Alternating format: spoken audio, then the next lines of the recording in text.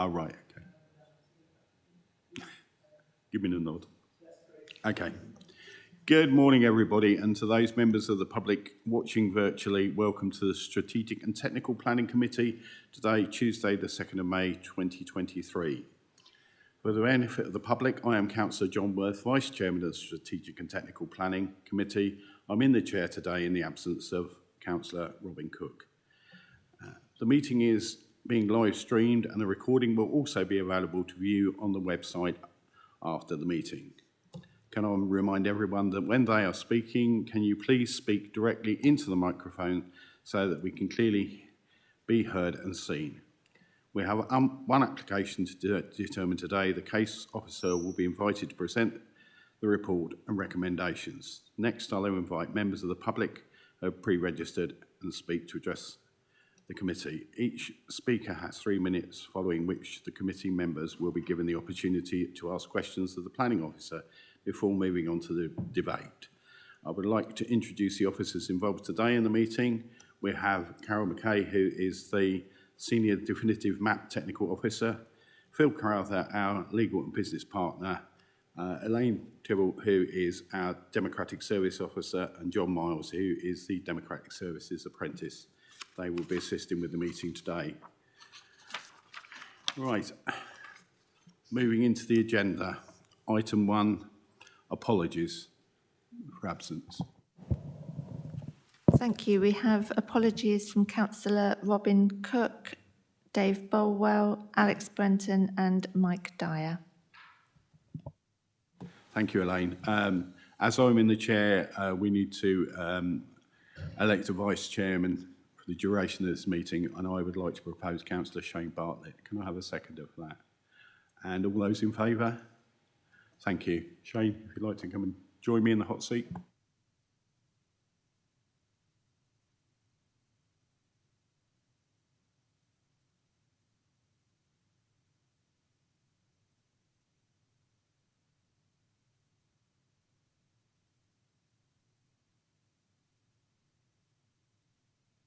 Right, we've all had sight of the minutes of the meeting held on the 23rd of March 2023. I'm sure that's etched firmly in our minds. I need to sign those as correct. Can I have a proposal and seconder that we're, and all those in favour of me signing those? Thank you very much. Heavier than I was expecting. Thank you. Right. Can I ask if there are any declarations of interest? We haven't been notified of any. Okie dokie. There are no members of the public present, so we'll move on to item 5, which is an application to divert footpath 22 at Wimborne Minster, and this will be introduced by Carol McKay.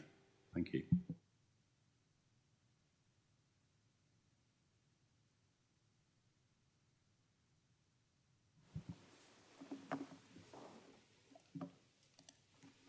Thank you, Chair. So this is an application to divert footpath 22, Wimborne. Oh, it's not. Oh, hang on.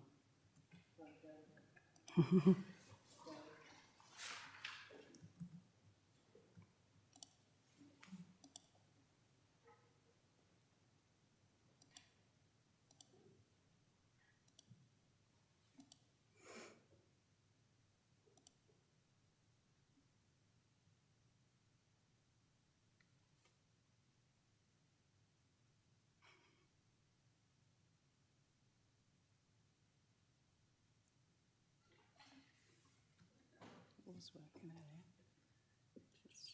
It's got the red round it. So. Yeah. Just try it there, so.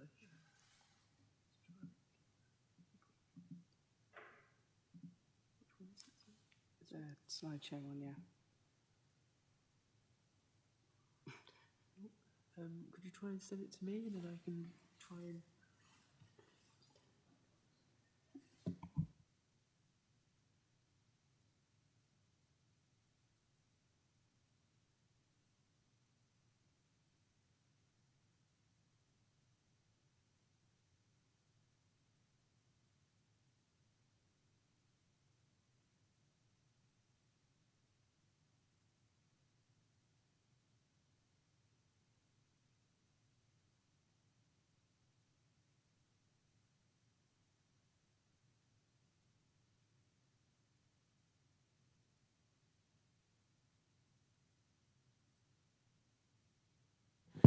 sorry for the slight delay. We're having a few technical issues loading the presentation. So as soon as that's ready, we'll carry on with the meeting. Thank you.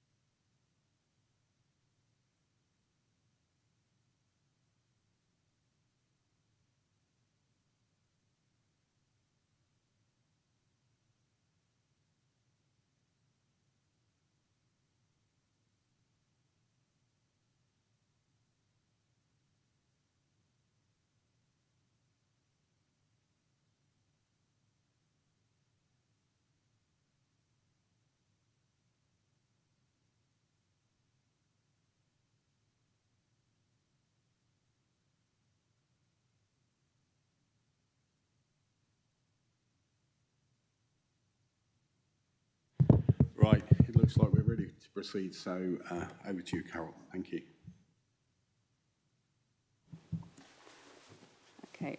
Okay, so this is a public path diversion application under the Town and Country Planning Act to divert part of footpath 22 in Wimborne. Next slide, please. So the site location is just to the south of Wimborne Minster, just alongside the A31. Footpath 22 runs from Parmiter Drive across the A31 via a footbridge and then down to the River Stour. Next slide, please. So this is the proposed diversion. The current route of footpath 22 is shown as a solid line. The proposed route is shown as a dashed line. And the land shaded in purple was recently transferred to Dorset Council and is designated as a SANG, so a suitable alternative natural green space, with a skate park, allotments, and public open space. Next slide, please. So there is construction in progress on the site at the moment. So part of footpath 22 is currently closed by temporary traffic regulation order with an alternative route in place. So this is the view from point A looking southeast. Next slide, please. So this section, we're looking back across towards A, and this section is currently closed. Next slide, please. So this is the part of footpath 22 that's still open. This runs alongside the A31, which is just off to the right and is on higher ground. So this is looking towards point H. Next slide, please. So looking back along the same section of footpath 22, here with the A31 on the left and the development is on the right. Next slide, please. This part of footpath 22 is unaffected by the diversion. So you can see the steps which are on the existing footpath, which will be retained. This will give the public two options, either to use the steps or to use the new route, which will be a more accessible path. Next slide, please. So this is the proposed new route of footpath 22. Part of the new route is already constructed. This is point A looking towards C. Next slide, please. And this is point C looking back towards point A, which is just off to the top right. Next slide, please. And this is point C looking southeast towards D. So you can see there's a kissing gate here, which is on the permissive path, and the new route of footpath 22 will bypass the gate. Next slide, please. So the new route is not yet accessible between points D and F, and this is point H looking towards F. This is the section which will keep the connection with the existing steps between H and B. Next slide, please. This is point F looking towards G, which is the more accessible alternative to the steps. Next slide, please. This is point G looking towards B, where you can see the unaffected footpath then continues over the footbridge over the A31. Next slide. This is point B looking back towards G, and this is taken standing basically at the top of the steps, which are on the existing footpath, so they're just off to the left. Next slide, please. So this is the proposed diversion shown within the Quarterjack Park development. The pink line is the current route of footpath 22, which will be affected by development. The dark blue line is the proposed new route, and you can see this connects with the new development at several points via the new road and footway layout. The new footpath also connects with the permissive paths, which are shown in pale blue. You can also see part of the new route is through public green space. Next slide. So to divert rights of way under Town and Country Planning Act, the diversion must be necessary in order to enable development to take place in accordance with a valid planning permission. These legal tests have been met. If an order is made, it can only be confirmed if the development is not substantially complete. The development is expected to finish in January 2027. Therefore, if unopposed, the order can be confirmed ahead of this date. The proposed diversion is unopposed following the pre-order public consultation. The Ramblers raised the issue of unauthorised cycle use, but they had no objection. As it's not possible to include gates or other furniture in a Town and Country Planning Act order, if a problem is identified in the future, action may be taken, such as additional signage or installation of barriers. The officer recommendation is that an order should be made and confirmed if no objections are received. If objections are received to the order, if they're not relevant in the context of the legal test, the order should be sent to the Secretary of State for confirmation without further reference to this committee. Thank you. Thank you very much, Carol. I'd now like to invite Adam Ford, who's representing the agents, to address the committee. Thank you, Chairperson, and thank you, Carol. My name's Adam Ford. I'm a transport planner at Paul Basham Associates, and I'm here today to argue in favour of the diversion of the section of the footpath on behalf of Barratt David Wilson Homes. So the existing alignment of the section of footpath, which is proposed to be diverted, runs east of Ainsley Road on a southeasterly alignment towards the A31, and then runs parallel to the A31 up to the steps where the rest of the route is.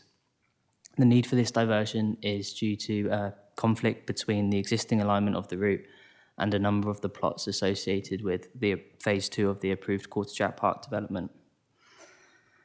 Due to the timescales associated with the permanent diversion application, a temporary diversion was put in place and ensured the safety of highway users due to the construction already occurring on site as part of phase 1.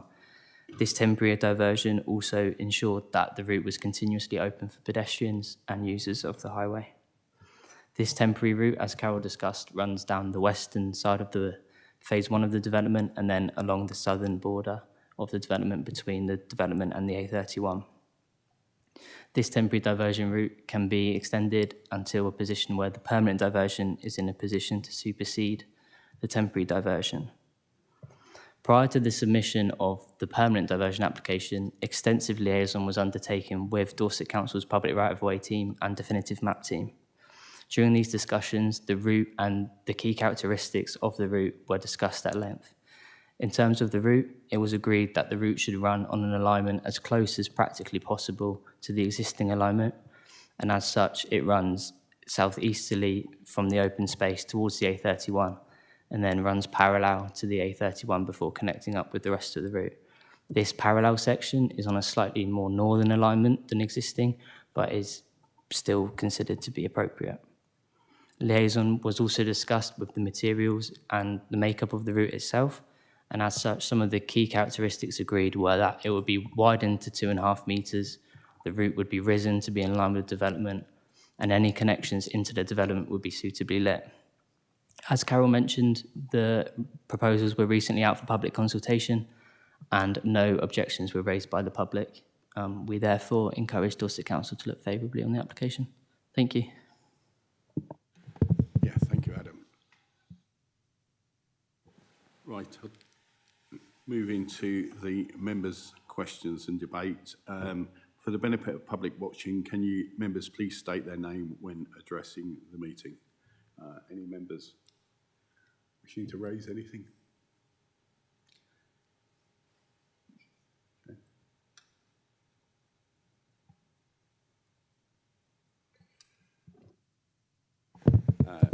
Councillor Bartlett, you wish to raise a question?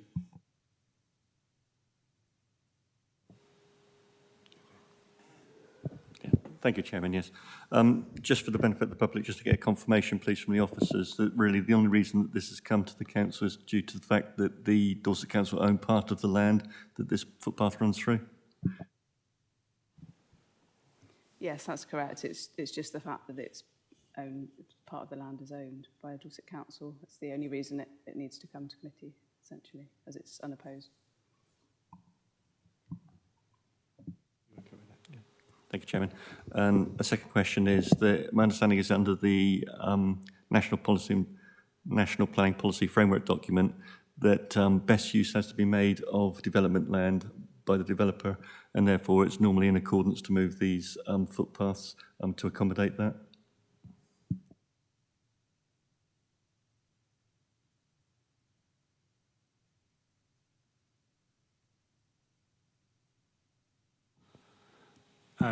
Thank you, Chair. I'll try and answer Councillor Bartlett's question. It's more of a planning question than a rights of way question.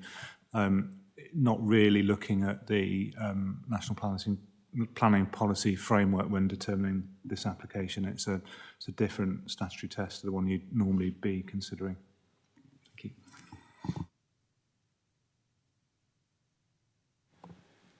Are there any other points that members wish to raise? No. Thank you, Chairman. I think on the basis of the information that's in front of us and the officer report and the fact that these types of diversions are normally how these occur, then I would move that we go with the recommendation to approve as laid out in the officer's report, Chairman. Thank you. Thank you, Councillor Bartlett. Linda Rideout, Councillor Rideout, you wish to say something? Gillingham, I'd be very happy to second that proposal. Thank you very much. Right, the application has been recommended for approval, and we have a proposer and a seconder. Councillor Bartlett has proposed it, and Councillor Rideout has seconded it. I'd like to have a show of hands of those in favour. Yeah, that's unanimous, so permission for the diversion of the footpath is granted. Thank you very much.